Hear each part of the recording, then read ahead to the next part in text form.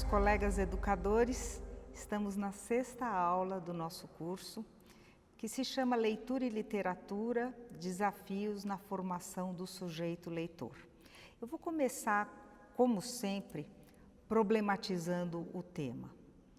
Como o modo de ensinar afeta a aprendizagem da leitura e o acesso à literatura? E segunda pergunta, qual é a diferença entre ensinar a ler e promover a formação do sujeito leitor? São questões que fazem a gente pensar sobre o nosso papel no ensino da leitura e mais, na inserção do mundo literário. Se eu pudesse definir a leitura, eu não encontraria palavras melhores do que essas da Délia Lerner. Ler é entrar em outros mundos possíveis, é indagar a realidade para compreendê-la melhor. É se distanciar do texto e assumir uma postura crítica frente ao que se diz e ao que se quer dizer. É tirar carta de cidadania no mundo da cultura escrita. Sim, é isso que a gente quer com a leitura. Muito mais do que decodificar, muito mais do que fazer interpretação literal de algum texto. Eu tenho ainda essa charge que diz com poucas palavras tudo aquilo que eu gostaria de dizer para definir melhor o que é a leitura e o que é a relação do sujeito com os livros. Ele diz: livros são espelhos, janelas, portas, caminhos, agasalhos, âncoras, trampolins, escotilhas, esconderijos, cobertores, tapetes mágicos e luz. Lindo, não é mesmo? Eu acho que essa charge recupera um pouco até o sentido do verbo ler. Vocês sabem que o verbo ler, a história dessa palavra vem do legere, e legere significa colher. É um vocabulário próximo do mundo da agricultura que significa colher os melhores frutos. Esse deveria ser o verdadeiro sentido da leitura na escola. Mas, vocês sabem, a leitura no Brasil está cheia de buracos e de abismos. Começa, por exemplo, dizendo que 73% dos brasileiros, só 73% dos brasileiros, são plenamente alfabetizados. Mais de 1/4 da população não chega nem à aprendizagem mínima da leitura. Nessa pesquisa Retratos de Leitura no Brasil, que procura compreender quem é esse sujeito leitor e como que as pessoas leem, eles chegaram à conclusão que apenas 50% dos brasileiros têm hábitos de leitura. Ou seja, a pergunta que eles faziam na pesquisa era: você leu um livro ou um pedaço de um livro nos últimos 3 meses? E a conclusão é que só metade dos brasileiros podem dizer que têm o hábito de leitura. Mas o buraco e o rombo vai mais embaixo quando a gente diz quem é que tem acesso à literatura. Então, a gente vai percebendo que os desafios do ensinar a ler vai trombando com uma série de dificuldades e que muito pouca gente chega à leitura literária, ao mundo da literatura, ou, como eu disse, a possibilidade de ler como leggere, colher aquilo que há de mais belo no seu campo.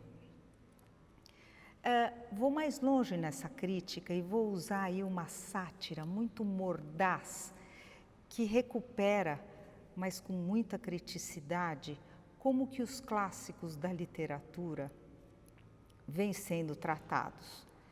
É uma brincadeira, é uma sátira, mas carregada de crítica, né? E faz a gente pensar sobre o papel da literatura na escola. Eu penso, por exemplo, no programa de leitura literária do vestibular, né? Como que a escola lida com isso? E aí vem a sátira.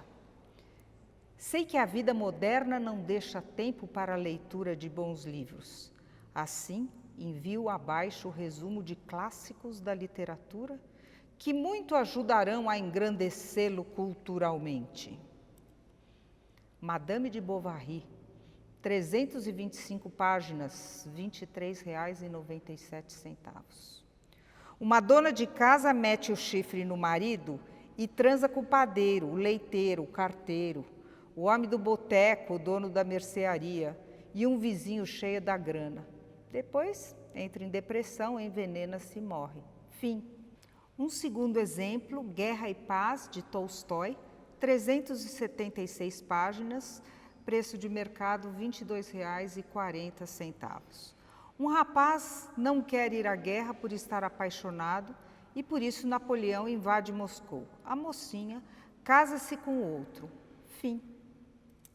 Mais um exemplo, William Shakespeare, Romeu e Julieta, 95 páginas, preço de mercado R$ 16,49. Dois adolescentes doidinhos se apaixonam, mas as famílias proíbem o namoro. As duas turmas saem na porrada, uma briga danada, muita gente se machuca. Então um padre tem uma ideia idiota e os dois morrem depois de beber veneno, pensando que era sonífero. Fim. Você economizou a leitura de pelo menos 796 páginas e R$ 62,86 em livros. E agora pode dizer que conhece a literatura internacional. Se não fosse para a gente rir da piadinha, a gente teria talvez que parar e pensar como o ensino da literatura é trazido e trabalhado na história. Quanto que a gente não está perdendo na possibilidade de reflexão, de compreensão desse grande acervo da literatura. Falando nisso, eu gostaria de situar com vocês dois pilares básicos da leitura como processo educativo. Em primeiro lugar, a ideia que a gente não pode perder da leitura dialógica. A leitura não está nem no texto, nem no sujeito, mas na relação entre ambos. Em um processo no qual o sujeito reage como um todo, cognitivamente, afetivamente. Formalmente, pode até ser um ato solitário, mas é necessariamente ativo, envolvido e solidário. Ativo porque o sujeito tem que se debruçar sobre a leitura, envolvido porque ele tem que penetrar no texto e solidário porque ele tem que se comprometer com o ato da leitura. O segundo pilar que a gente não pode esquecer é que a literatura é um espelho do real. Aí a gente tem uma discussão muito interessante, porque há quem diga que não vale a pena ensinar muito literatura, porque literatura é fantasia, é ficção, é imaginário, e isso só estaria desviando o jovem das questões da sua realidade. E eu vou defender a ideia contrária, dizendo para vocês que o letramento literário, para além do acesso ao repertório cultural, é a construção de uma rede de reflexões que, ultrapassando o que está posto, qualifica a relação com o real. A ficção é um espelho que significa e ressignifica o mundo em que vivemos. Então, ao contrário do que dizem, a literatura não está dispersando a atenção do jovem para a realidade do seu mundo, mas está trazendo diferentes lentes para que ele possa compreender este mundo por diferentes olhares, com diferentes critérios e com diferentes valores. A gente não pode perder isso de vista. Fica aí, então, a necessidade de equilibrar o ensino da língua e da leitura entre dois pilares. Por um lado, a constituição do sujeito intérprete. Sim, tem que aprender a ler e a construir estratégias de leitura, porque a leitura não é só decodificação. Quem lê antecipa, faz perguntas ao texto, faz conexões internas com o texto, relaciona o texto com outras coisas que ele já viu ou que ele já pensou. Então, por um lado, a gente tem que investir nessa constituição do sujeito intérprete para que ele tenha estratégias de leitura. Por um outro lado, é preciso a constituição do sujeito leitor. Quem é o sujeito leitor? É aquele que verdadeiramente se envolve com a leitura. É desenvolver o gosto pelas atividades letradas e formar o hábito da leitura. Sim, acreditem, isso pode e deve ser incentivado pela escola. No que diz respeito ao ensino da língua, é preciso situar a relação da leitura com a escrita, porque a gente não pode ensinar a leitura desconectada da escrita.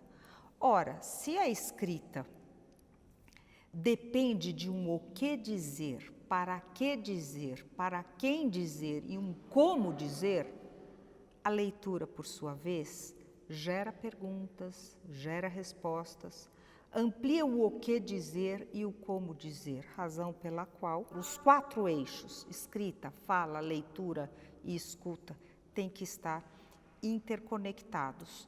Tudo isso em nome de assumir-se como um locutor e um interlocutor. É isso que a gente quer quando a gente ensina a língua. E a leitura, nesse contexto, passa a ser a produção e a reconstrução de sentidos em um dado contexto. Como assim produção e reconstrução de sentidos em um dado contexto? Do que eu estou falando? Para a gente entender melhor essa produção de sentidos em um dado contexto, vale uma piadinha. Os sintomas do Covid-19 são basicamente os mesmos que o marido sente quando a esposa pega o telefone dele. 1, dificuldade ao respirar. 2, calafrios. 3, dor de cabeça. 4, dor de barriga. E quando ela pergunta de quem é esse número, começa a tosse seca. Apesar da piada ser meio machista, veja que interessante esse convite ao leitor para lidar com 2 contextos completamente diferentes. O sintoma da Covid e, por um outro lado, a realidade daquele marido que está traindo a esposa. Então, o leitor não só decifra um texto, mas ele constrói significados, relacionando âmbitos de interpretação. Por fim, é preciso situar o papel do professor na promoção da leitura. Eu diria para vocês que o professor tem que negociar os sentidos na sala de aula. Isso porque um texto tem os elementos internos, é aquilo que está impresso no papel, mas tem também as conexões discursivas, é aquilo que a gente pode pensar e as relações que a gente pode estabelecer a partir do que está dito de um modo estrito. E é assim que a gente constrói sentidos e significados atribuídos ao texto. É aí que a gente pode literalmente dialogar com o texto. Por isso, o professor em sala de aula tem que se constituir como um verdadeiro maestro que, por um lado, garante o acesso amplo e diversificado de leituras, até porque, como vocês sabem, a nossa população estudantil nem sempre tem esse acesso. Em segundo lugar, partilhar possibilidades de interpretação para o efetivo diálogo com o texto e a partir dele. Isso significa uma mediação para a construção de significados e sentidos. É mais ou menos assim, o professor diz, o que você entendeu? E você? Você concorda com o que está dito? Você entendeu dessa forma? Você discorda? Você já viu isso em algum lugar? Quer dizer, essa interdiscursividade que o professor pode construir na sala de aula, a partir de diferentes leituras, de diferentes interpretações, é vital para a formação do sujeito leitor. Por último, investir na dialética formativa. É o leitor para o mundo e o leitor para si. O leitor para o mundo é aquele que responde aos apelos do seu mundo. E o leitor para si é aquele que começa a se compreender como leitor, começa a entender as suas preferências, começa a buscar o seu tipo de leituras e de livros prediletos. Então, esse jogo de formar o leitor para o mundo e para si é um jogo interessante que vale a pena a gente cultivar na escola. É isso por hoje. Grande abraço a vocês.